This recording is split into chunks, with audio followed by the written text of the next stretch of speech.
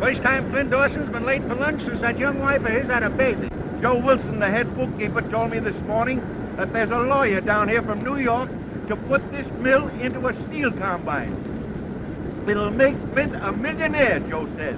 A millionaire? Can you beat that? Flint ain't interested in nothing but his wife and that baby and this beer. $1 million is a lot of money. This combine will be $100 million corporation. And we hope Mr. Dawson will accept the office of general manager. Personally, I'll be guided by what Mr. Dawson thinks should be done. You've been rather quiet, Flint. What do you think of this merger? Well, as I listened to Enright, I kept thinking the whistle has blown for lunch. Let's get this down in the minutes, Joe. If this merger goes through, the bankers and promoters whom Enright represents will pocket between $15 and $20 million. Gentlemen, my clients will not pocket them. Just a moment, Enright. I'm particularly interested in the large block of stock which is being bought on the 20-year plan by the employees of this mill. All stock will be traded in for stock in the new corporation. Yes, and when the water is squeezed out of the stock of this new corporation, it will shrink like a bag of cottage cheese. Well, I'm late for lunch, gentlemen. I move we adjourn. Second the motion. Second the motion. Wilson, have several copies of the minutes made for Mr. Enright. Yes, Mr. Marley.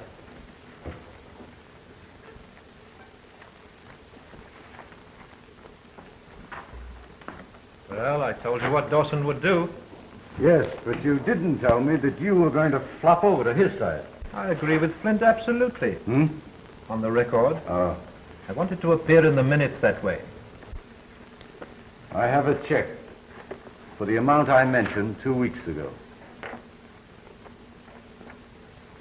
But remember, before I close this deal, I want the rest of the money and a written agreement as to the stock. All right.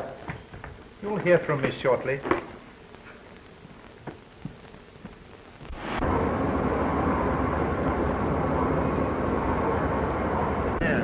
That's what I want.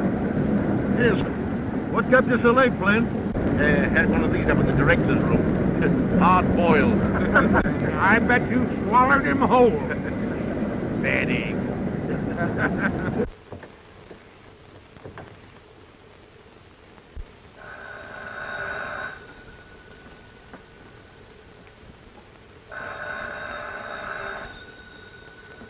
Yes. Vivian, oh, this is Jim. Did you talk to Flint? Yes, I told him I couldn't stay here any longer. This gloomy house and those terrible mills and the city with Jim, I'll go mad. It's Flint's chance to make a fortune. You can have everything. Live where you like, travel. Steel is in his blood. Flint is steel. But I'm not. Talk to him again this afternoon. Put it to him squarely. It's all so hopeless, Jim. But drop in tonight and we'll talk things over. All right. Goodbye.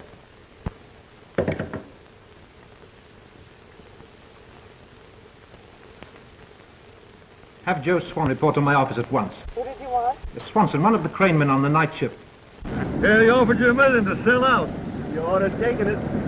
No, I have plans of my own. The time you boys are finished paying for the stock you're buying, is it going to be the biggest steel mill in the country.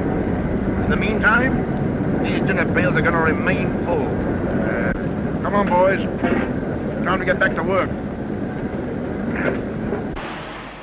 But you were drunk again last night. Who said I was drunk? Flint? I had a drink, but I wasn't drunk. I handled the crane all right, didn't I? Yes, but supposing you were to pull the wrong lever, you might drop a ladle of metal onto some man walking on the floor below. Flint himself is on the floor a lot of the time. Maybe he'd give me another chance. Flint? When he's against a man, it's that man's finish. I'm running that crane tonight, ain't I? And it's your last night.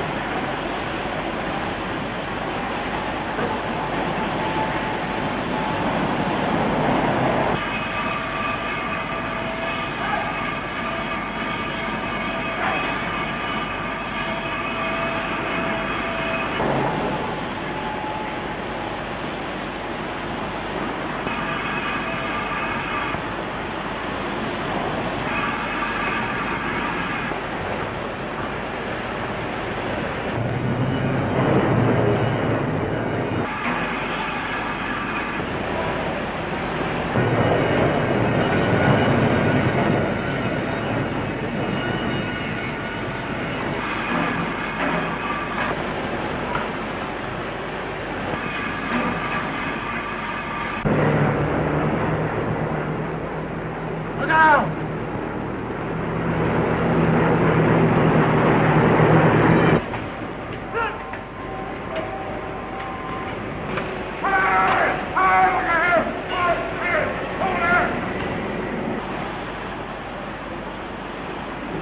My God, his leg.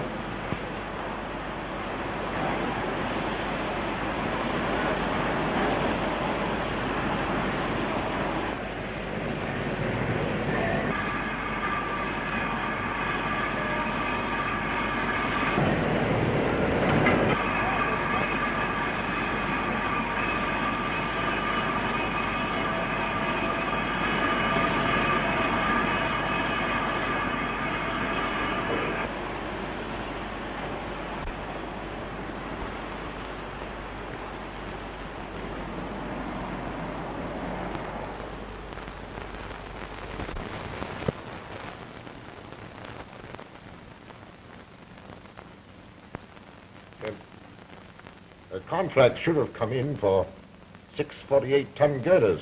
Yes, it came to the office yesterday. Oh. Good. These government contracts, Jim, give them precedence over everything. I use the finest steel. It may mean the lives of men. Yes, John, I understand. I must get back to the mill. The quickest way for you to get well is to stop thinking about these things. Yes, it's good advice, but hard to follow. You can rely upon the men at the mill. You yourself trained them. And Vivian, she's proving quite a businesswoman. Well, you and Joe Wilson take care of her. She's more capable than you think. I've had power of attorney drawn up so that she can sign papers that require your signature. Oh. It will be excellent training for her. Good, yes. Oh, it'll help to distract her mind and give her a deeper interest in my affairs. Mr. Morley, this won't do at all. The hospital isn't the place for iron and steel any more than the steel mill is the place for rest and quiet. You're quite right, Doctor. I'm sorry. I'll not be responsible for his condition if this keeps up. Take his temperature, please.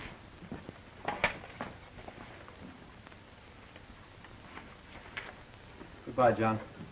Well, then.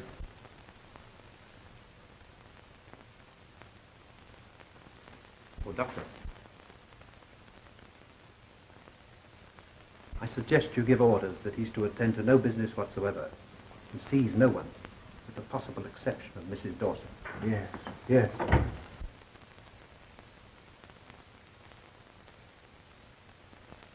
When will I be out of here? If you obey orders and forget all business worries, we'll have you back in your own home before the new year.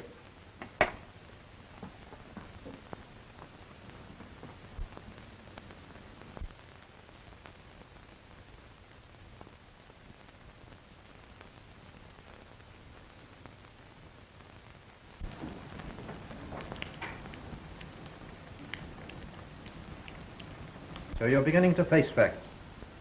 Flint thinks more of his mills than he does of you. I'd like to take you away from here. You don't know what you're saying, Jim. But I love you. If he doesn't love you enough to take you away, then... will you come with me? To go away with you? No. No, it's impossible, Jim.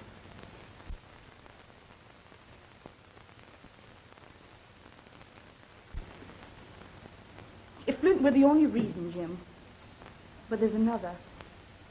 It's all so hopeless. But I love you. Please.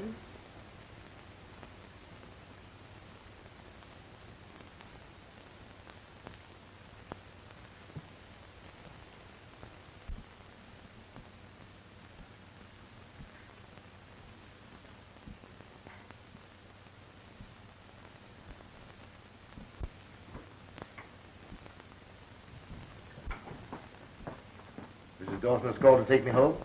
I'm sure she'll be here a little later. But remember, another month in bed after you go home. The doctor's orders. Oh, I suppose so. Oh, Mr. Enright has gotten permission from the doctor to see you. Huh? Enright? Oh, yes. Show him in, please, nurse.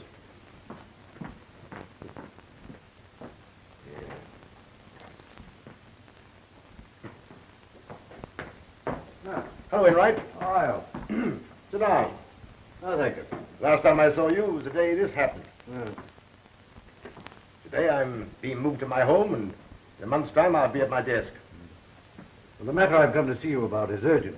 When it's about that merger, my answer's the same today as it was 3 months ago. The merger was put through 6 days ago. What? Impossible. My proxies, my own stock. Your proxies were revoked a week ago and your stock purchased by my client. In October, you executed a general power of attorney. Yes, to my wife. Well, no doubt she acted for your best interests in selling your stock. That is, I assume you will never again be able to attend to business. The assumption is wrong. Well, I'm not here to argue. The check paid for your stock was endorsed by your wife and deposited in her account. If there's any irregularity connected with this, I shall, of course, at once take steps to protect my client. What steps? If necessary, the detention of Mrs. Dawson. Detention? Ridiculous. Why, she's calling for me here today. Well, I've been informed she's sailing for England today.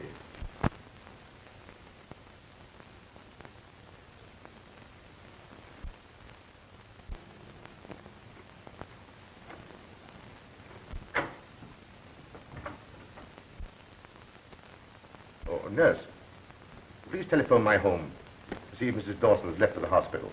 Yes, sir. For the protection of my clients, I have prepared a general release. If you care to sign it, otherwise I shall be forced to take steps against Mrs. Dawson.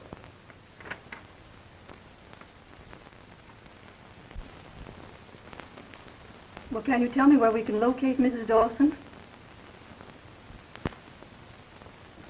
Thank you. Goodbye.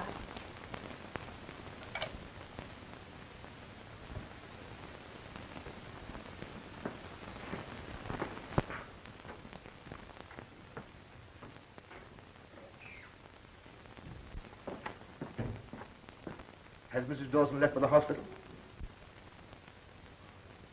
Mrs. Dawson left the city last night with your daughter for England.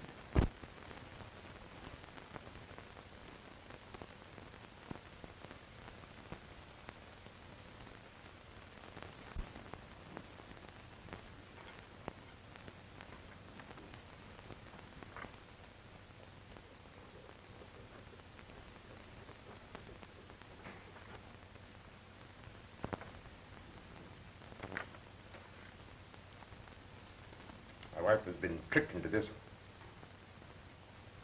I'll settle with whoever is responsible. Oh, yes, of course. Of course. It may interest you to know that we propose following James Marley's plan for a gradual expansion of the Dawson Mills. Sorry the industry has lost you. Good day.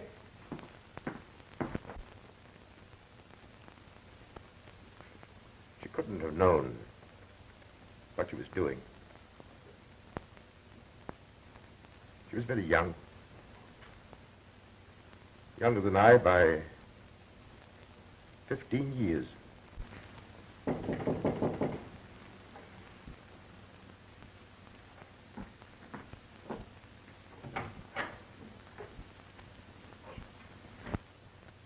Come in, Joe.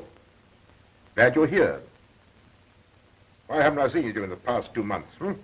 Marley said that no one was to see you, sir. Doctor's orders. Huh. You know about the merger? We just heard about it this morning. Last week we gave our proxies to Mr. Marley. We thought, or he made it appear, there was to be a fight. That he was going to act as you would have acted. Jim Marley. Is Marley at the mill? I understand he's sailing for England. As soon as I heard this, I went to the bank. I took the liberty of checking things up, sir. Yes?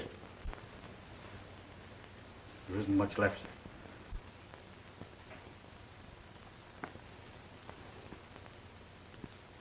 See that everything's paid. Yes, of course. We had a meeting this morning. All the men at the mill. And we want you to know that, well, that you'll always be provided for.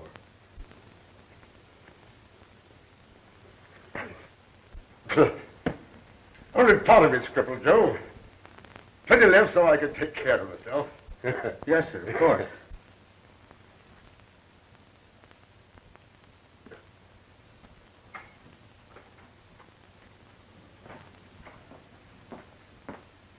Oh, nurse. Would you have the orderly come in here, please? I'm giving up this room. But, Mr. Dawson, you can't. Some years ago, I endowed a ward. I want to be moved in there. You see, I want people to talk to.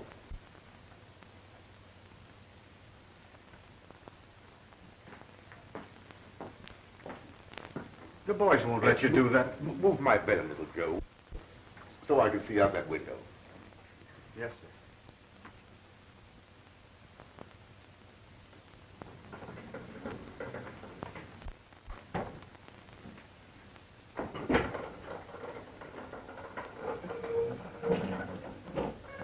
That's right.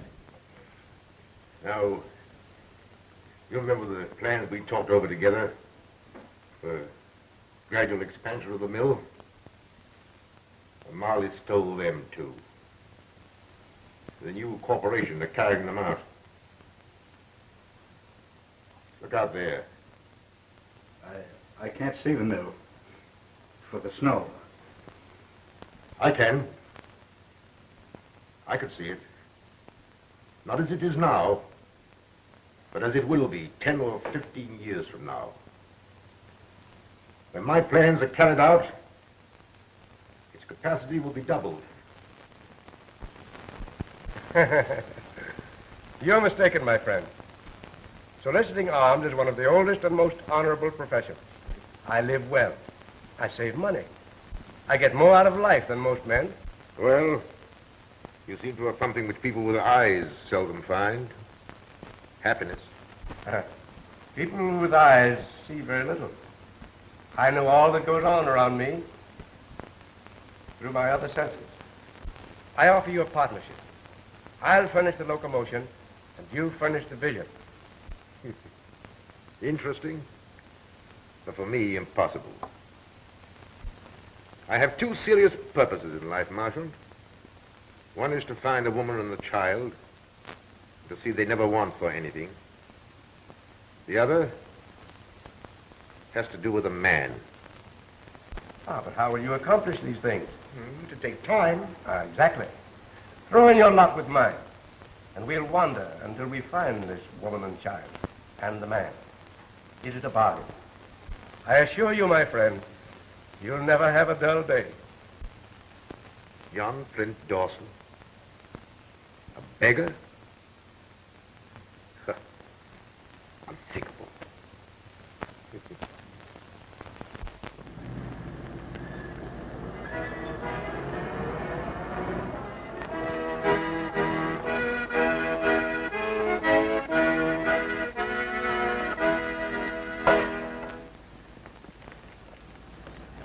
Thank you, madam. If you are blind, how did you know I was a woman? By the sound of your footsteps.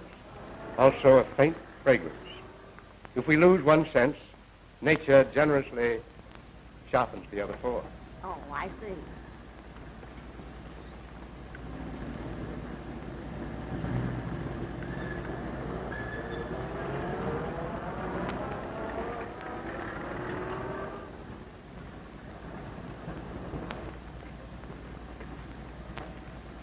Steel, copper, iron, coal.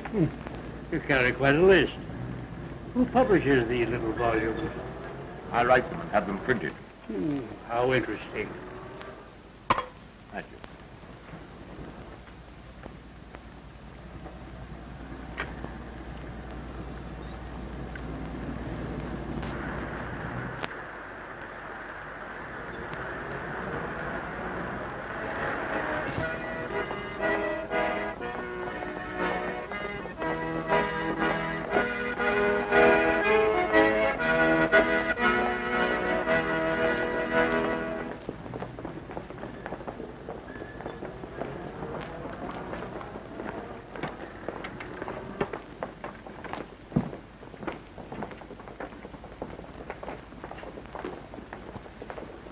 What do these crowds remind you of, John? Hmm? Oh, yes.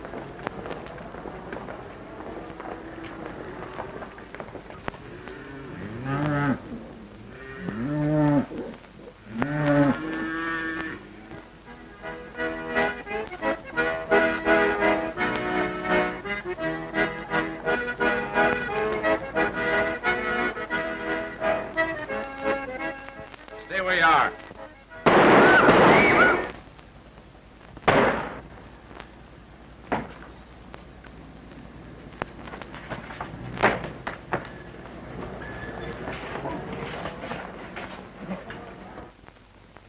Sure, and what kind of beggars are you, refusing a reward? Well, I have something else in mind. During the past 2 years, Marchant and I have come in contact with nearly 2,000 beggars. We have a plan of organization that will give them self-respect, do away with fakers, and be of some service to the public. Oh, how far have you got along with this organization? We have several hundred members. It's selected members. Ah, wait a minute. Vegans against the law. But our members operate under peddlers' licenses. I sell sheet music. The point is that someday this organization will have 5,000 pairs of eyes, ears, or both. In every city, we're in direct contact with the underworld. We could be of great service in apprehending criminals. Sounds interesting. I better take you into the chief. Come on.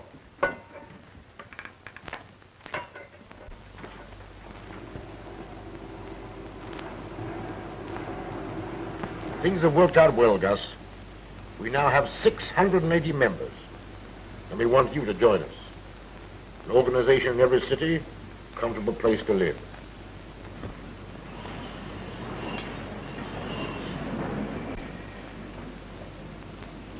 How much you take in each day, Milligan? I average pretty well, $3 or $4. How much do you save? Never saved a penny in my life. That's the point. Now, this is the proposition. Our organization is actually formed. It's in being. This is what we hope to do.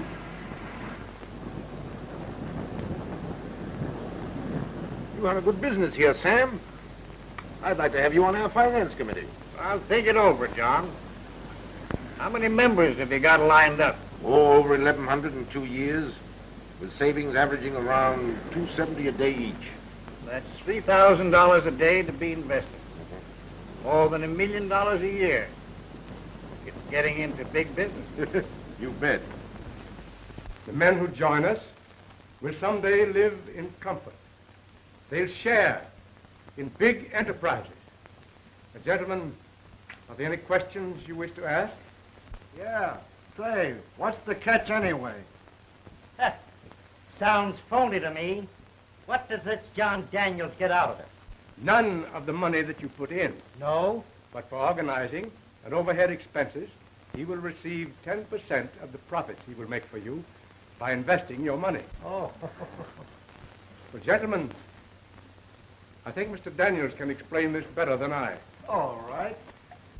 Now, in the first place, I want you men to understand that not all of you will be allowed to join this organization.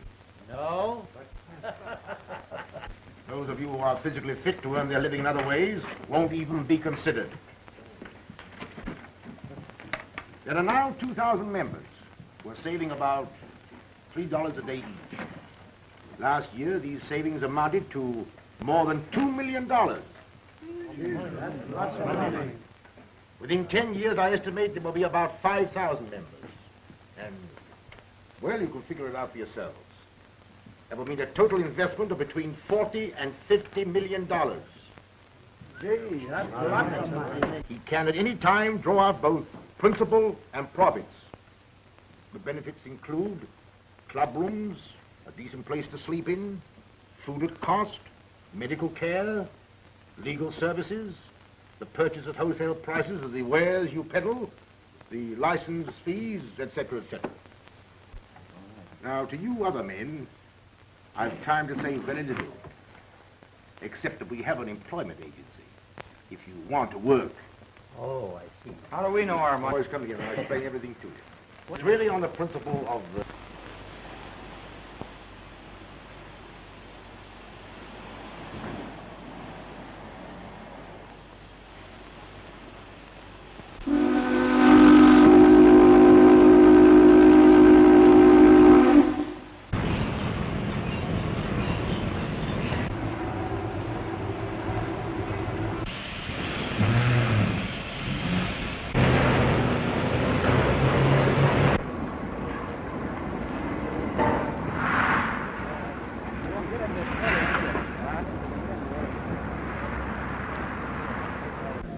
Directors meeting. Big doings. With Jim Marley in control, this mill will soon be going full blast. Say, who is this Jim Marley? Uncle Joe, ain't Jim Marley the man that put this mill in the steel combine about 10 or 12 years ago? 15 years ago. I thought so. He saved it from the scrap heap, didn't he? Young fella, this was the best independent steel mill in America. And that was when Flint Dawson was general manager. Something for you, Uncle Joe.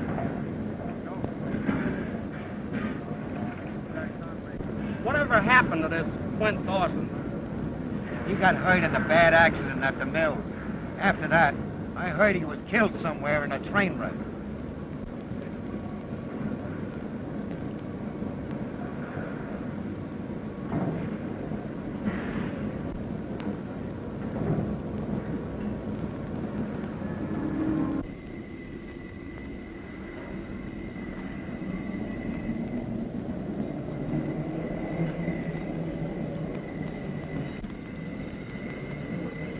Well, looks like all us old-timers have been thrown on the scrap pile.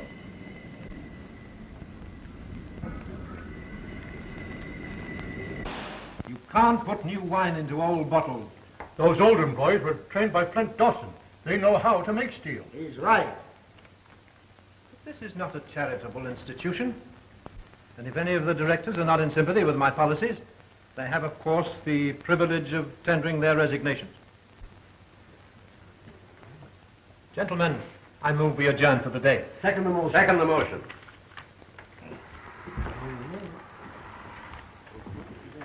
We're with you, Jim. All the way. Thanks. Good work, Jim. Wilson, my nephew, Lee Marley, is arriving today from New York. Should be here now. Have him shown up to my office. Yes, Mr. Marley. Marley, you're skating on thin ice. How so? Davis tells me that you and the crowd are unloading the stock that gave you control of this corporation. We'll buy it back at a lower figure. Thin ice. Another point. There are still 300 or 400 old employees who, through the years, have been buying stock, voting stock, dynamite. When combined stock has been sufficiently depreciated, we'll form a syndicate and buy them out. They'd rather sell their right arm. If they're out of work, they won't be able to make the payments. They'll have to sell out.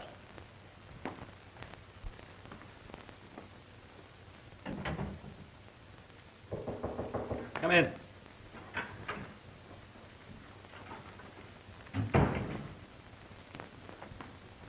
Well? Mr. Marley, I hope you carry out this policy of discharging the older men. My own notice came as somewhat of a surprise. Personally, I'm well fixed.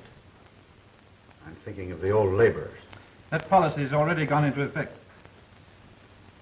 Well, before you leave, check up on the stock being purchased by the employees.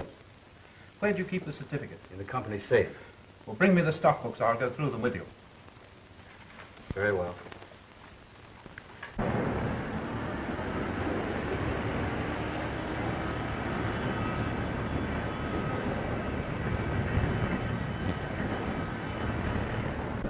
Come on. I want you to be my uncle.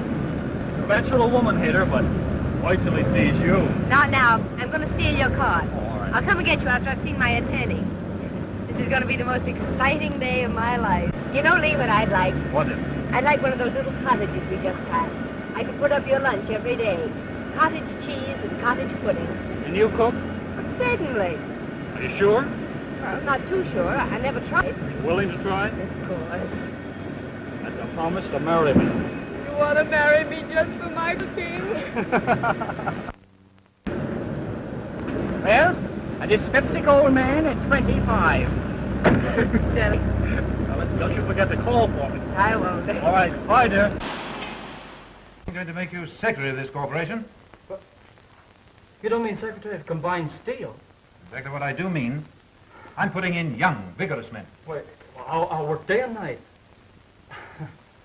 Secretary of combined steel. There's a certain party that'll be mighty glad when she hears this.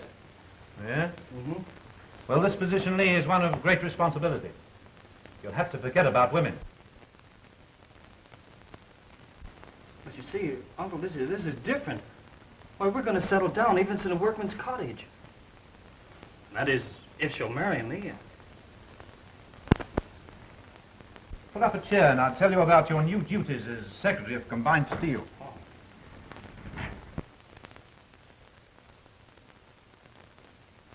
I don't know. That's the only answer I can make to your questions, Joyce. But you do know, Scotty.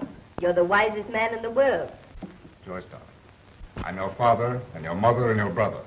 I raised you, and there isn't anything I wouldn't tell you. All right, then just answer me one question. Who is John Daniels? John Daniels is as much of a mystery to me as he is to you.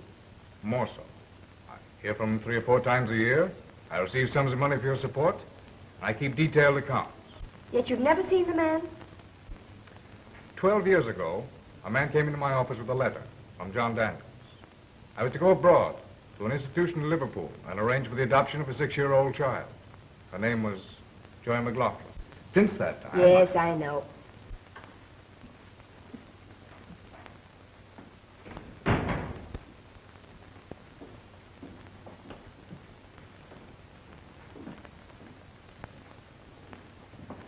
Well, that's all I know. All right, if you can't tell me anything, I'm going to tell you something. I'm in love. This time it's the real thing. You're sure it's the real thing? Mm-hmm. We met on the boat just before it sailed from Buenos Aires. We were together every evening. Well, who is he, and when am I going to meet him? A letter, Mr. Taggart, that's marked important for immediate delivery. Will you excuse me? Sure.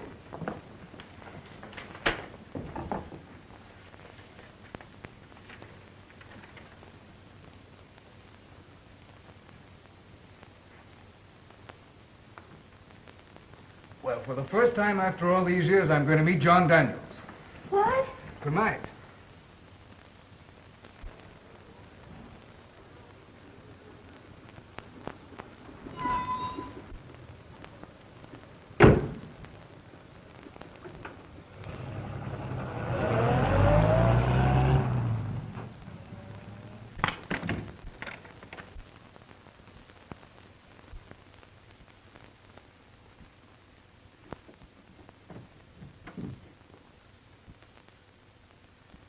My name is Marchant.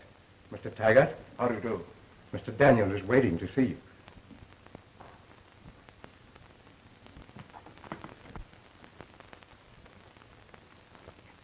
Mr. Taggart is here, John.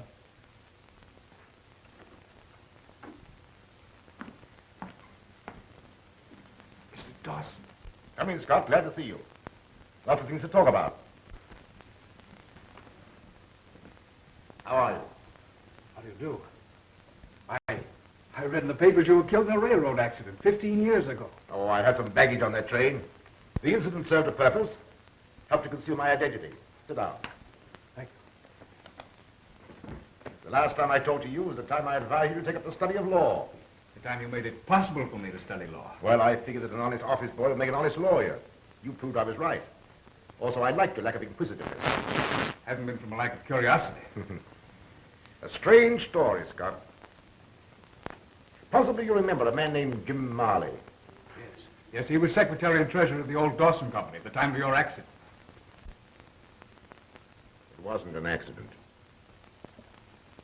On the day I learned what Marley had done, I insisted upon being moved to the hospital ward and down for the destitute. There I came to know a blind man named Marshall. Amazing story I've ever heard.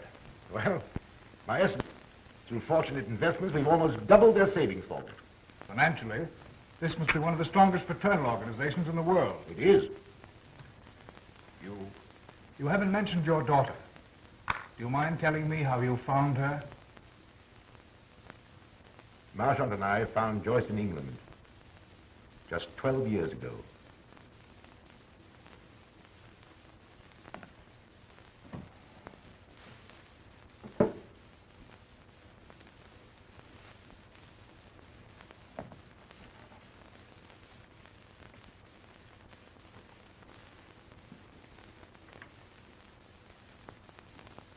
We also found Joyce's mother on the morning of that day.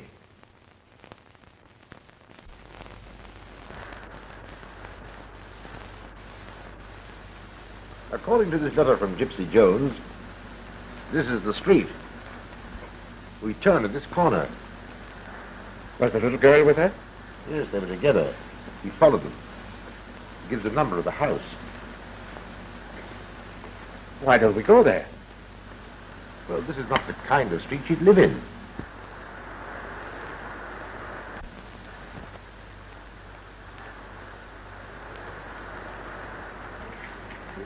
Officers has been in and out all day. Miss Berger found the body, she did, early this morning. Suicide. That's what they say, but how do they know? A man came up to see her last night. Didn't anybody hear the shot? Woke me up. Then a truck went rumbling by. And I says to myself, Here they come. It's horrible to you.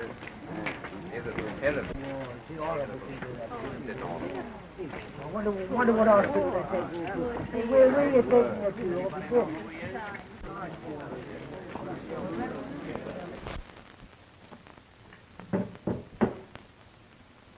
That night we found Joyce in a small institution where her mother had placed her. You haven't seen Joyce since then?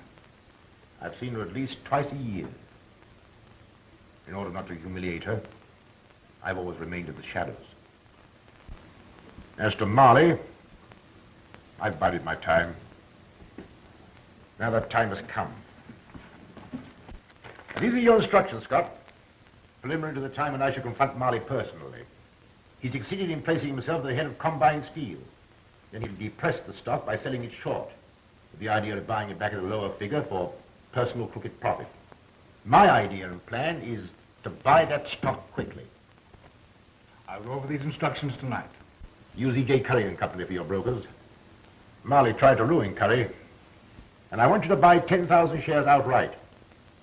Give them to Joyce, so that if I'm beaten, she won't have to suffer. Start buying tomorrow at noon. I'll follow your orders to the letter. Good night, Scott. Good night, sir.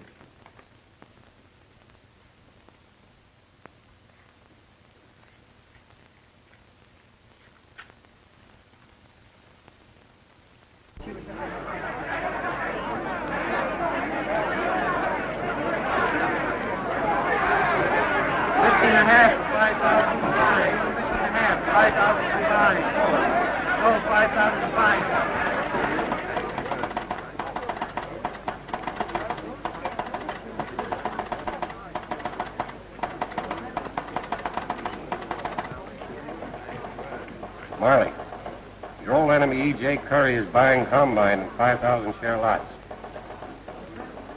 Curry's back in the market, Mr. Marley. Yes. Curly must have learned you're short on combined steel. He's out to get you. Splendid. Sell for my account 5,000 shares each time the stock goes up half a point. But you're already short 15,000 shares. I'm going 40,000 shares short. I'll bring in the security before the market opens tomorrow morning. All right, goodbye. Now, Lee. Yes, sir. Call a special meeting of directors tomorrow morning.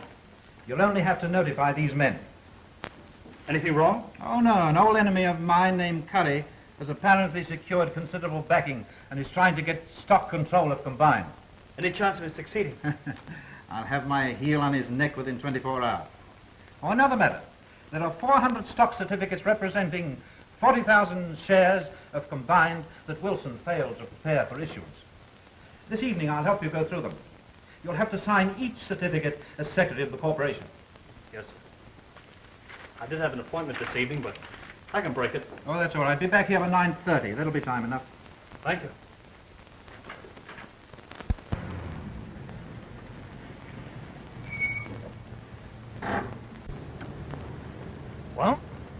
What now? Well, now I'll tell you why we're here. Scott Taggart lives in that apartment house over there. And this afternoon he told me I must never see you again. Oh, yeah? Well, I'll talk to him about that. Now, listen, Lee. I have an idea it has something to do with my guardian. All my life I felt a force. It sounds silly, but it's there.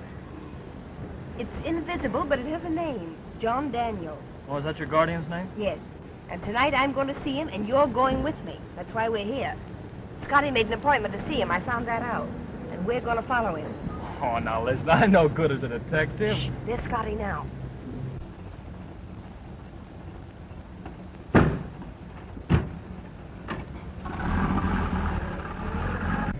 Hurry, before he gets out of sight.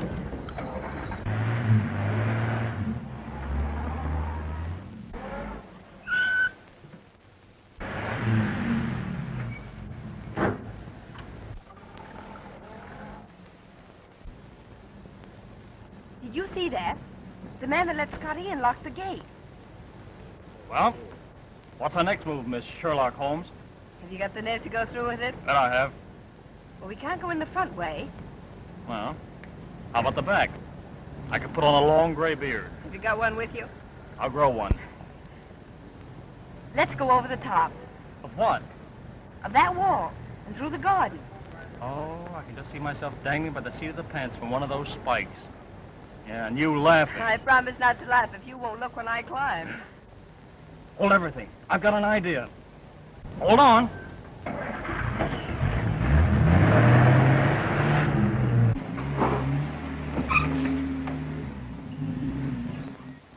Come on. I'll go first. Catch you if you fall.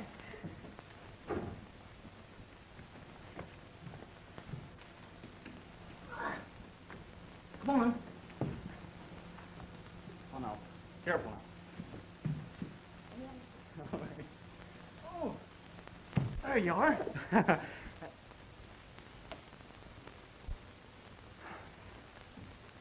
Well, here goes nothing. Oh.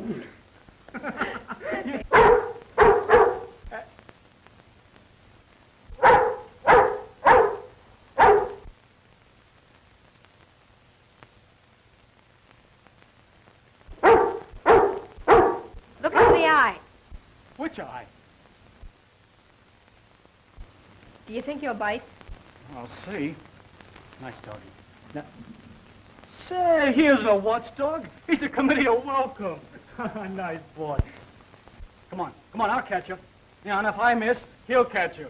You hold him. I'll get down there by myself. I hope. Oh, dear. Did it help? Come on, I'll help you. There we are. Oh. Get down. Get down. No, no.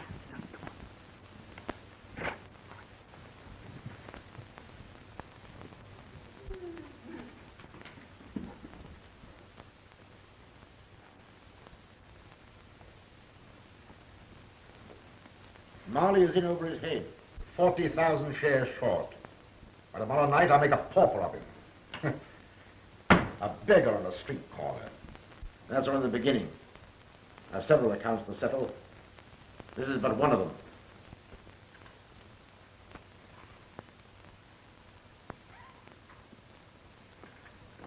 He hasn't any legs. Oh, did you see the hate in his face? It frightens me. I'm not going to do any more of this eavesdropping. I'm going in there right now. No, you're not. I want to hear what they say. What I'm doing is in no way connected with this organization. I waited all these years to be able to handle it personally. Tonight I'm resigning as head of this union. There's one thing to consider, Mr. Dawson. Not only are you going to crush James Marley, but others who are connected with him. They're all of the same stripe. I didn't mind Marley's nephew, Lee Marley. your daughter Joyce is in love with you. What? Lee, that man's my father. Listen, promise me something. Anything, dear. Promise you won't say anything to your uncle till after I've had a chance to talk to Scott. I'll see him the first thing in the morning. I've had a chance to think things out.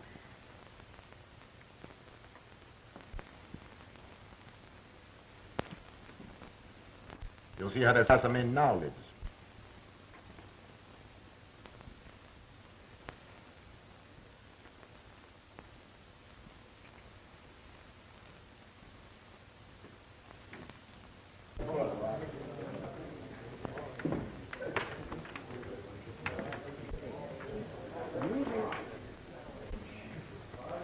Who are these men?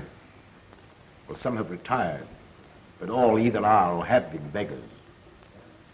There's been a marvelous education activity. Who never exhibited ever made to a nation out of James Smith. And the English general who never did this country for a science of rare accomplishment. The following provision of will testifies to his presence. Marshal. This is Scott Taggart. I met Mr. Taggart when he came last night. We welcome you. The first outsider to enter this room. I have an announcement to make. I want you and Taggart by my side on the platform.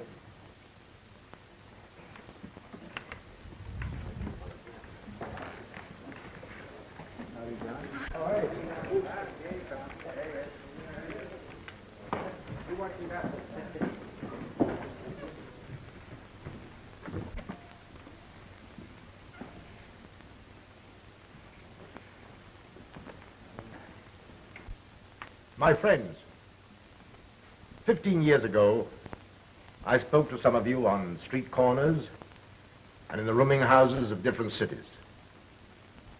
All that we planned at that time has come to pass. 3 years ago, against some opposition, your finance committee wisely invested all funds in government and state on which you can draw to the full amount of your savings and profits. My own fortune has come through you, and what is left at my death will be returned as an endowment to this institution. I have fulfilled my part of the bargain, but now it has come necessary for me to devote my time to personal matters. Tonight, I am resigning as head of this organization.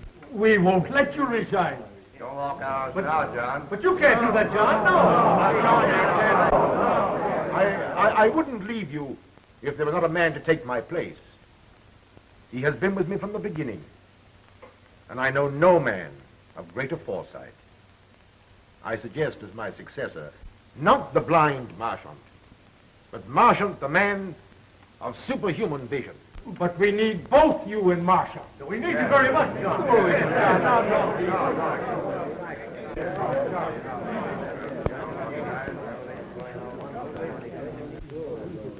Say a word to the Marshal. I can't make a speech, but I can play something lively. That's right. Anything. You're a playboy.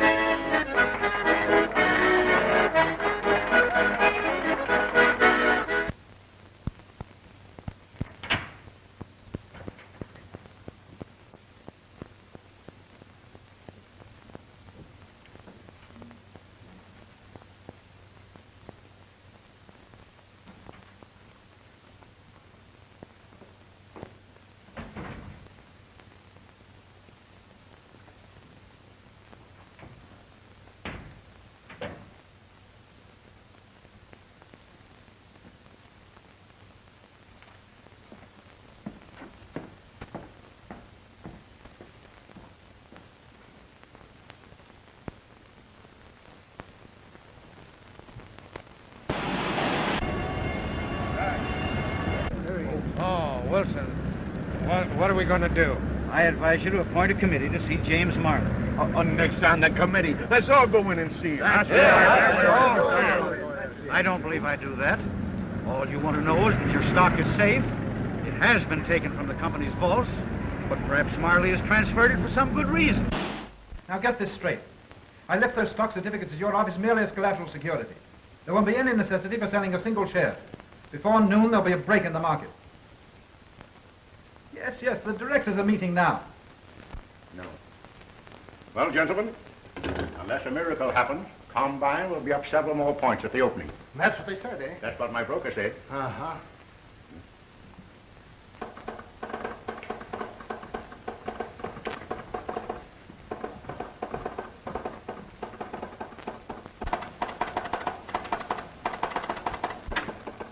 Good morning, gentlemen. Good morning.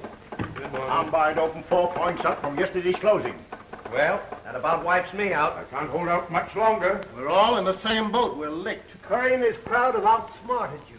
Well, what are we going to do? What do you suggest? Cover as quickly as we can. You turn tail, I see you take plenty of medicine. But, Jim, we can't hold out much longer. Hold out for a couple of hours, can't you? Then what? Combine will then break 5, 10, possibly 15 points. Curry and his crowd will run to cover. How are you going to break the market? There's a quorum of directors present. Several have failed to show up. We can proceed without them. Everything will be regular on the minutes. And after that? For the first time since Combined Steel was organized 16 years ago, it has become necessary to pass the quarterly dividend. Oh! Fine. I have to hand it to you, Jim. You certainly have outsmarted Curry and his You crowd. certainly have. Gentlemen, let's get busy.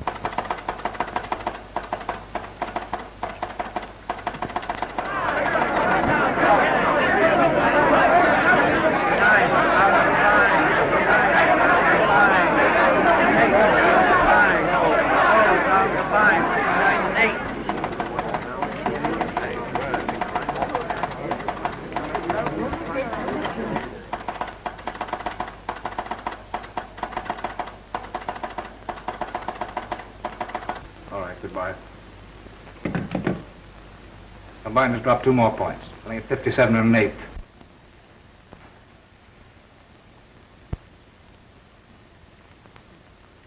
Well, John, as I pointed out some 15 years ago, soliciting arms is both an ancient and honorable profession. Well, I'm glad I'm alone in this. But you're not. Huh? We are together, as we've been in everything else. What do you mean, Marshal? For the first time in my life, I bought stock, Combined Steel, on margin. Marshall and I are in the same position. Everything we have, Mr. Dawson, came through you. You too, Taggart? I bought Combined yesterday at 63. We better both sell out quickly. Put in your orders. We'll put in our orders to sell when you put in yours. Well, they'll wipe you out. Marley and this crowd are selling short the stock of a corporation they themselves control. Now they've passed the quarterly dividend for no other reason but to still further depress that stock. Marley personally has gone further. Last night, he stole a large amount of stock from the company's vaults. This morning before the market opened, he put it up as security.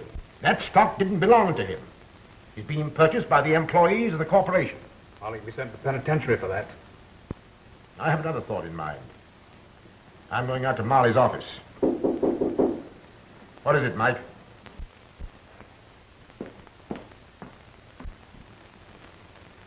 Joyce. Joyce. I just heard what happened. Lee Marley telephoned me that his uncle's gotten the best of you.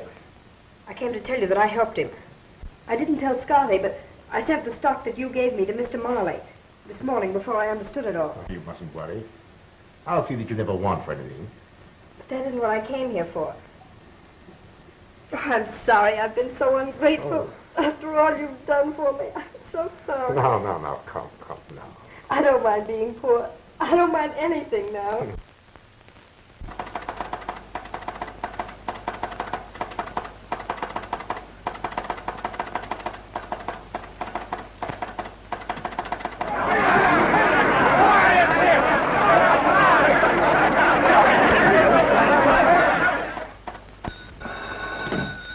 Hello? What? Are you sure? miracle has happened. Combined is going up. Orders are coming in from all parts of the United States. What does this mean, Marshal? Haven't any idea. Have you been using the funds of the organization to help me in a personal fight? Why, no, John, certainly not. What did you do after I left the clubroom last night? I telegraphed to the local headquarters in every city that you had resigned. Yes? And what else did you say? That you were going to be the head of Combined Steel Corporation. What? You old fox! You old scoundrel! Say, we've got to get down to headquarters. What doing? John Daniels has been made head of Combined Steel. Everybody's buying it. Come on. Alex, read all about it. Here, kid, let me see that paper. Keep the change. I'll be rich before the day is over. Thanks. Hey, Joe, come here. What's the trouble? Come on down to headquarters. John Daniels been made head of Combined Steel. Chance to clean up if we buy the stock quick. George? Sad Sam. Yes. Yeah, I just heard. Buy me 1,000 shares at the market. Get up, all of you! John Daniels has resigned. He's head of a steel company. Get down to headquarters.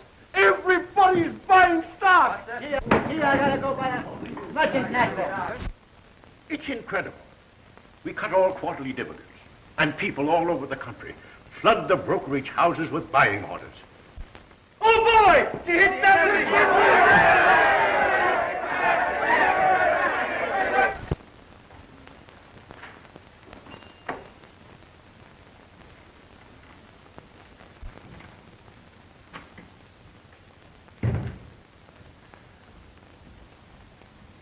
What do you want?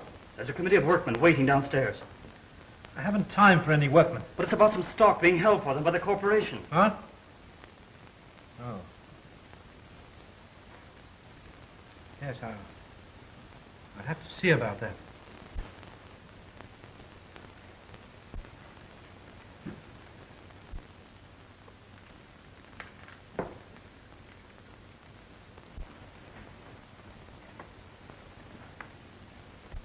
Clint Dawson. Dawson? Dawson. Dawson? Sit down, Marley. You may tell the committee of workmen your uncle has stolen the stock they were buying. Oh, that's a lie. You can tell the committee that the stock will be issued when the workmen finish paying for it. Mr. Wilson offered to pay the amount owing on his stock, but the head bookkeeper couldn't find the certificates in the safe. Now, gentlemen, that's all you need to know. Except that before the market closes today, the control of Combined Steel will have changed hands. The dividends will be paid as usual. Now you may go. But,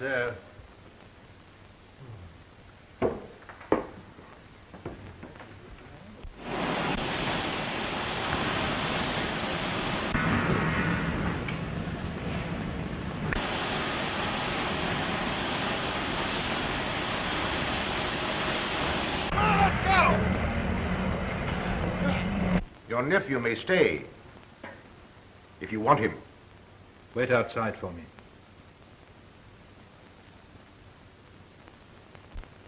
Sit down.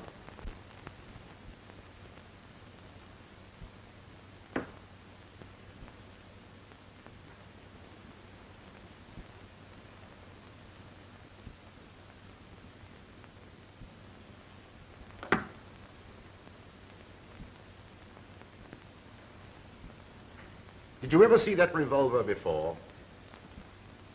Why, no. You bought it in Liverpool 3 days before Vivian was killed. It was found on the floor beside her. I sailed 2 days before she killed herself. You sailed several days after her death. But the records of the steamship company... The records of the company show that you booked passage. But the purser's report shows you did not sail on that boat. You killed her. I didn't. I didn't kill her. She took her own life. I had no idea. John, I swear... That's what we're going to find out.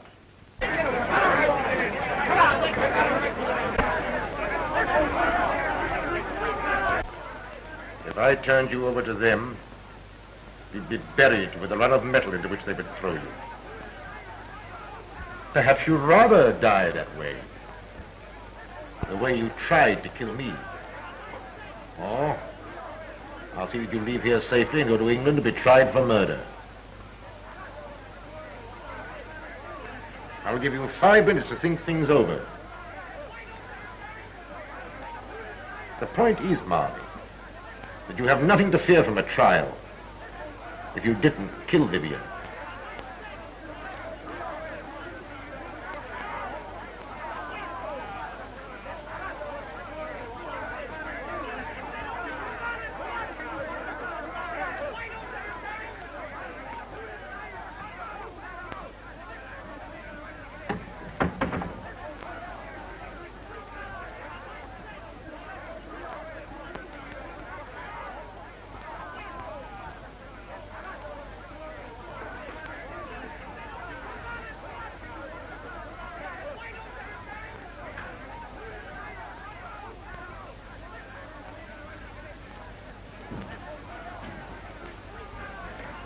You can't go in there, buddy.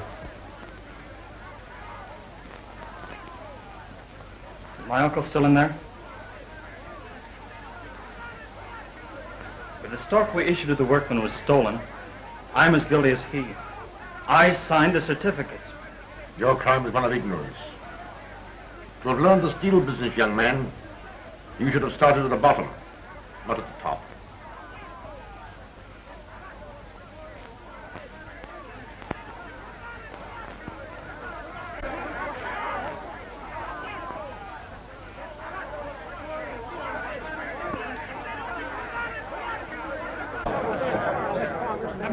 Man, listen. Whatever happened to your stock, it's my fault.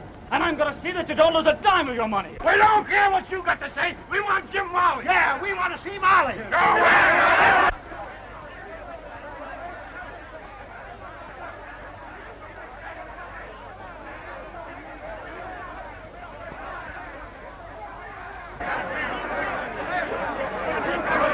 Darling, what are you doing here? What's happening? Oh, it's all right, dear. Don't worry.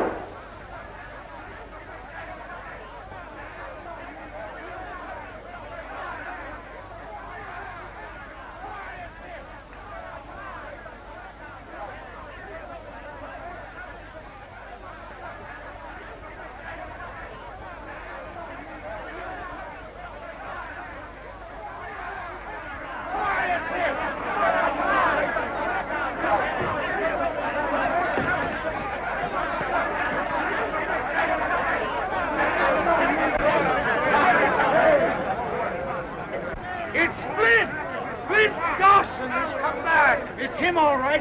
Old Flint Dawson himself.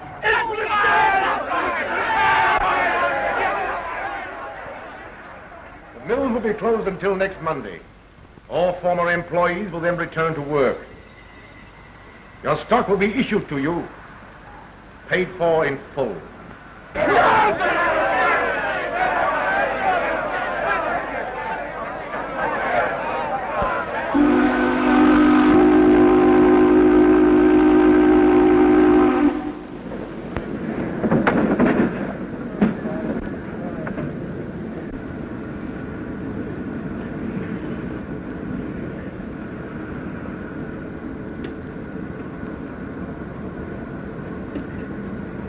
Now you're starting right, at the bottom. That's the way to learn the steel business, young man.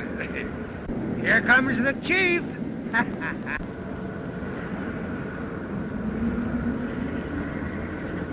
My first day and no dinner pail. I have lunch all ready for you at our cottage. Cottage cheese and cottage pudding. Come on. Great!